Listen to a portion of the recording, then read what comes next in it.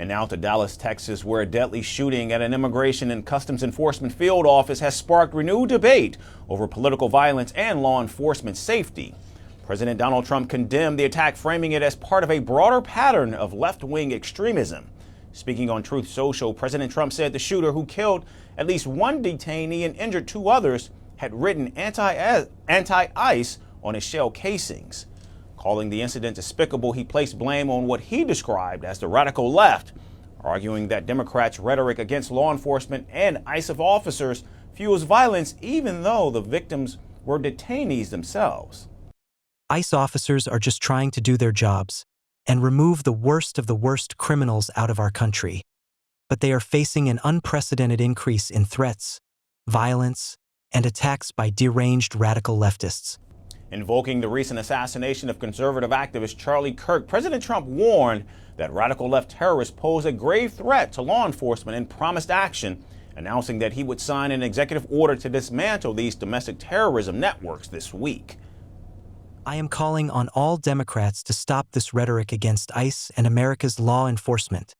Right now, the Trump administration is fully committed to backing law enforcement, strong borders, securing our homeland, deporting violent illegal criminals, and fully rooting out the left-wing domestic terrorism that is terrorizing our country. Vice President JD Vance also weighed in, drawing a parallel between the Dallas attack and Kirk's killing. Speaking in Concord, North Carolina, Vance described both incidents as quote-unquote disgusting examples of politically motivated violence. He said the Dallas shooter was politically motivated to go after law enforcement and called for an end to the rhetorical assault on those enforcing U.S. border laws, urging both Democrats and Republicans to honor and protect officers. They were politically motivated to go after law enforcement. They were politically motivated to go after people who are enforcing our border. And I think that is the most disgusting thing. The very people who keep us safe ought to be honored and protected and praised by Democrats and Republicans alike. It is time to stop the rhetorical assault on law enforcement. Because here's what happened. The Dallas shooting unfolded early on Wednesday when a gunman identified as 29-year-old Joshua Jahn opened fire on the ICE field office from a nearby rooftop. Authorities say the shooter fired indiscriminately, including at a van in the building's secured entryway, killing a detainee and critically wounding two others before taking his own life. The FBI and Department of Homeland Security officials described the attacks as targeted, with preliminary evidence suggesting an ideological motive. I can confirm at this time that the FBI is investigating this incident as an act of targeted violence.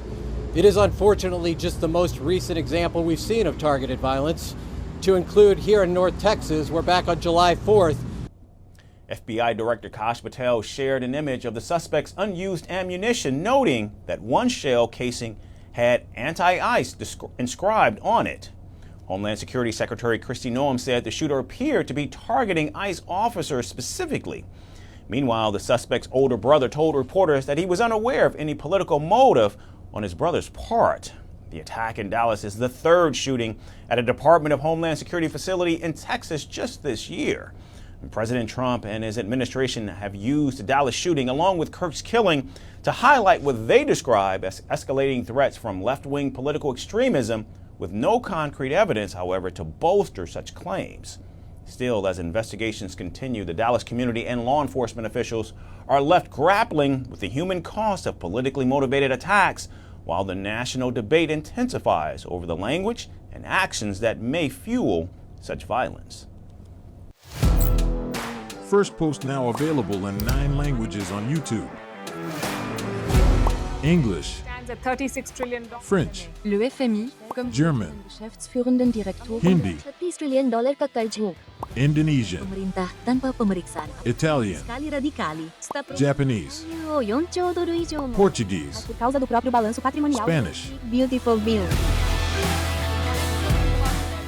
Go to Settings, click on Audio Track and select the language of your choice. Be the first to know what's happening around you in your first language. Firstpost.